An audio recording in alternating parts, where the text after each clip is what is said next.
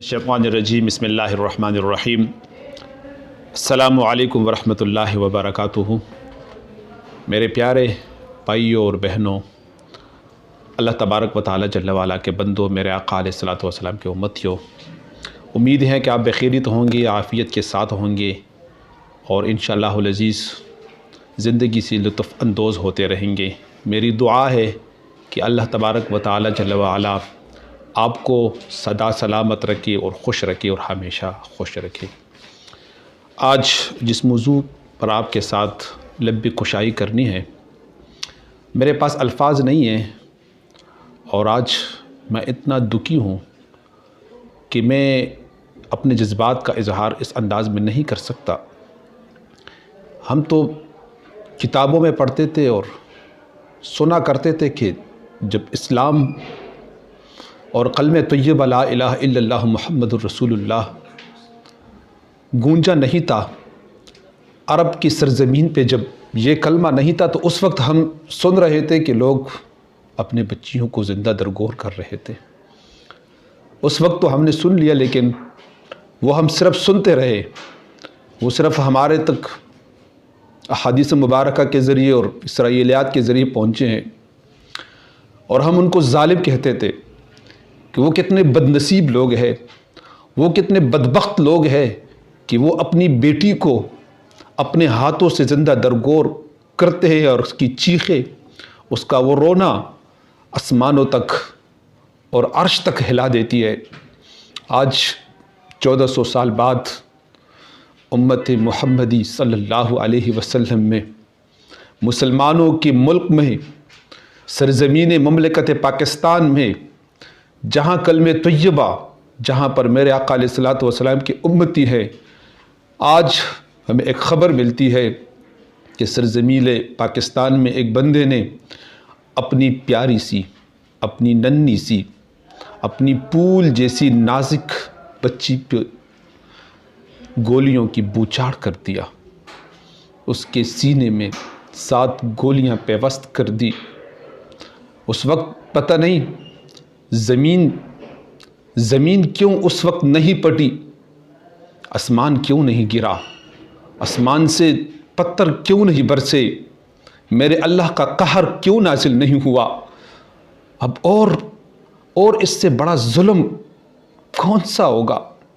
کیا جواب ہوگی جب وَإِذَا الْمَوْءُودَةُ سُئِلَتْ بِأَيِّ ذَنبٍ قُتِلَتْ، جب یہ میری بیٹی، جب یہ پیاری بچی، جب میرے آقا کی امتی روز قیامت اٹھے گی اور وہ یہی سوال کرے گی کہ مجھے کیوں قتل کیا گیا، میری گناہ کیا تھی، مجھے کون سا گناہ کیا تھا۔ میرے بھائیوں،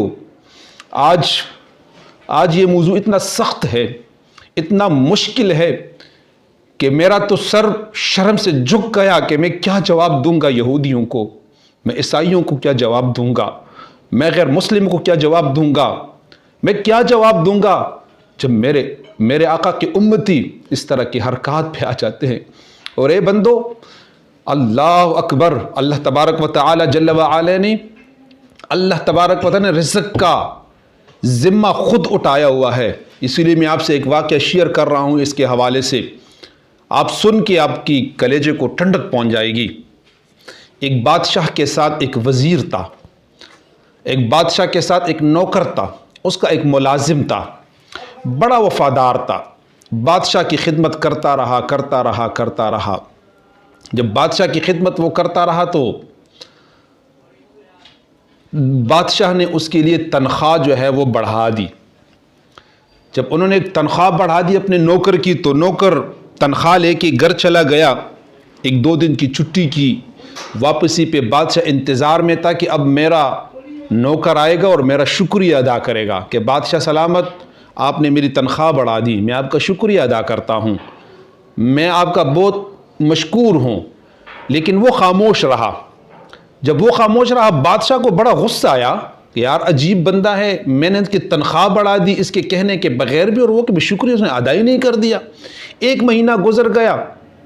جب 1 مہینہ گزر گیا تو انہوں نے اس کا نوکر اور ملازم تھا، وہ اچانک گھر چلا گیا۔ جب 3 دن کے بعد واپس آ گیا، تنخواہ کے دن پورے تھے، بادشاہ نے تنخواہ کم دے دیا ان کو۔ بادشاہ نے تنخواہ کم دے دی، انہوں نے خوشی کے ساتھ وہ کم تنخواہ لے کے اپنے جیب میں ڈالا اور اپنی ضروریات اس پہ پوری کر دی۔ ایک دن، دوسرا دن، تیسرا دن، بادشاہ انتظار میں تھا کہ ابھی یہ میرا نوکر آئے گا، یہ میرا ملازم آئے گا اور مجھ سے کہے گا بادشاہ سلامت آپ نے میری تنخواہ بڑھا دی تھی، اب ایک مہینے کے بعد پھر آپ نے ختم کر دی، کاٹ دی اور کم کر دی، کیا وجہ ہے؟ یہ منتیں کرے گا۔ جب بادشاہ سلامت جو ہے وہ نا امید ہو گئے کہ اب میرا غلام و نوکر نہیں آئے گا، تو بادشاہ نے اپنے نوکر کو بلا لیا، ادھر آؤ، بیٹھ جاؤ ادھر۔ اس سے کہا کہ پہلے میں نے آپ کی تنخواہ بڑھا دی، آپ نے شکریہ تک ادا نہیں کی میری، آج میں نے آپ کی تنخواہ کم کر دی، آپ نے کبھی اظہار ہی نہیں کیا خفگان کا، پریشانی کا۔ تو اس کا ملازم نے جو جواب دیا نا، یہ سننے کے قابل ہے، سن لو میرے بھائیوں۔ اس نے پتہ ہے کیا جواب دیا؟ اس نے جواب دیا کہ بادشاہ سلامت، جب آپ نے میری تنخواہ زیادہ کی تھی نا جس دن، تو اس دن جب میں گھر چلا گیا تو اللہ نے مجھے بیٹی عطا کی تھی، تو میں نے یہ سوچ لیا کہ آپ نے جو تنخواہ زیادہ کی یہ اللہ تبارک و تعالیٰ نے اس کا رزق مقرر کر دیا ہے، یہ ان کا رزق تھا جو آپ نے مجھے دے دیا، آپ جو کم کر دی تو آپ کیوں خفا نہیں ہوئے؟ اس نے کہا کہ جب کم ہوئی نا تو میری ماں اس دنیا سے چلی گئی تھی، تو میں یہ سوچا کہ یا اللہ میری ماں چلی گئی اس کا رزق بھی چلا گیا، جب میری بیٹی آ گئی تو اس کا رزق بھی آ گیا۔ اے میرے بھائیو، دنیا میں جو بھی آتے اللہ اس کا رزق بھجوا دیتا ہے رزق۔ رازق اللہ ہے، وہ دینے والا ہے، وہ دے دے گا۔ میرے بھائیو، اللہ تبارک و تعالیٰ جل وعلا، پتہ ہے میرے آقا نے فرمایا کہ روز قیامت میرے ساتھ اس طرح ہوگا۔ کون ہوگا؟ آقا علیہ السلام نے فرمایا جس طرح یہ 2 انگلیاں نزدیک ہے نا، میرے ساتھ اتنا نزدیک ہوگا روز قیامت میرا امتی۔ یا رسول اللہ کون نزدیک ہوگا؟ میرے آقا نے فرمایا جو اپنی بیٹی کی تربیت کرے گا، اس کو بیاہ کرے گا، روز قیامت میرا اتنا نزدیک ہوگا وہ۔ اے بدبخت باپ جس نے اپنی اس ننھی سی بیٹی کو گولیوں سے چلنی کر دیا، کتنا بدبخت ہے لوگ، کتنا بدبخت ہے یہ، جنت خود کھو دیا۔ میرے آقا علیہ السلام جب اپنی بیٹی سیدہ طاہرہ عابدہ فاطمہ الزہرا رضی اللہ تعالی عنہا اس کو دیکھتی تو میرے آقا علیہ السلام تعظیم کے ساتھ آپ کھڑے ہو جاتے، آپ اپنی بیٹی کو سینے سے لگاتے، ان کے ماتھے کو چوم لیتے، اور میرے آقا علیہ السلام نے فرمایا کہ اللہ تبارک و تعالی جل وعلا دنیا میں 3 کاموں سے بہت خوش ہوتا ہے، 3 کاموں سے بہت خوش ہوتا ہے۔ ایک، اللہ تبارک و تعالی جب آپ دوسروں کی خدمت میں مصروف ہوتے ہیں نا تو اللہ تبارک و تعالی بہت خوش ہوتا ہے۔ ایک، اللہ جب آپ کی نیت ٹھیک ہونا کسی کام میں تو اللہ بہت خوش ہوتا ہے، اور دوسرا اللہ رب العزت جل وعلا جب انسان عورتوں کی اور اپنی بیٹیوں کی عزت کرتا ہے تو اللہ بہت خوش ہوتا ہے۔ آپ کو پتہ ہے آقائے نامدار تاجدار مدینہ آقا و مولا دنیا کا عظیم انسان جو اس سے پہلے نہ عظیم تھا انبیاء میں بھی اور نہ قیامت تک آئے گا، عظیم سپہ سالار، عظیم شخصیت، میرے آقا نے کیا فرمایا؟ جب آپ اپنے گھر آؤ اور آپ جب کوئی کھانے کی چیز لے ہو تو سب سے پہلے کس کو دینی ہے؟ سب سے پہلے بیٹی کو دینی ہے، اس کے بعد بیٹے کو دینا ہے۔ میرا آقا علیہ السلام نے تخلیق ایک کی ہے، اجر دونوں کے لیے ایک ہیں۔ اسلام نے اس کو، اللہ تبارک و تعالی جل وعلا نے اس کو ایک مقام دی ہے، عزت دی ہے۔ اس لیے اے میرے بھائیوں، خوش قسمت وہ ہوتا ہے، آپ کو پتہ ہے آقا علیہ السلام نے کیا فرمایا؟ خوش قسمت وہ ہوتا ہے جس کے پاس سب سے پہلی اولاد جو ہے وہ بیٹی کی ہو جاتی ہے۔ میرا خیال سب سے خوش قسمت بندہ ہے، سب سے خوش قسمت بندہ ہے جس کے ہاں بیٹی پیدا ہو جاتی ہے۔ اور اللہ اکبر میں آقا علیہ السلام نے فرمایا کہ جو بیٹی جو ہے اس کے پاس ہو، اس کی تربیت کرے، وہ نوجوان ہو جائے اور اس کی بیاہ کرے، اس کی شادی کروا دے، تو میرا آقا علیہ السلام نے فرمایا کہ ان کی شفاعت جو ہے وہ مجھ پر واجب ہو جاتی ہے۔ میرا آقا علیہ السلام نے شفقت فرمائی ہے، یہ شفقت کے قابل ہے، اپنی بیٹیوں پہ شفقت فرماؤ۔ اور اس میں جو سب سے بڑی وجہ ہے یہ ہماری اسلام سے دوری ہے، شریعت سے دوری ہے۔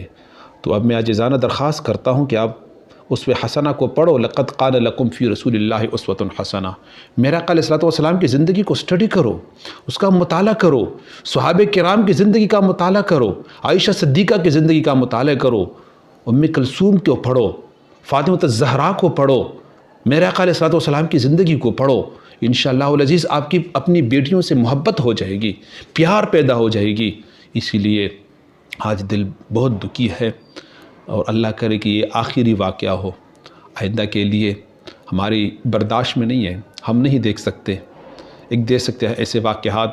ہم کیا جواب دیں گے اپنے آقا کو روز قیامت کہ اب تو اسلام بھی دنیا کے کونے کونے میں ہیں، اب تو ہر گھر میں اسلام ہے، اب تو ہر محلے میں اسلام ہے، اب تو ہر فرد تک پہنچ چکی ہے، اور پھر بھی زمانہ جاہلیت کے یہ کام ہو رہے ہیں۔ کیوں ہو رہے ہیں؟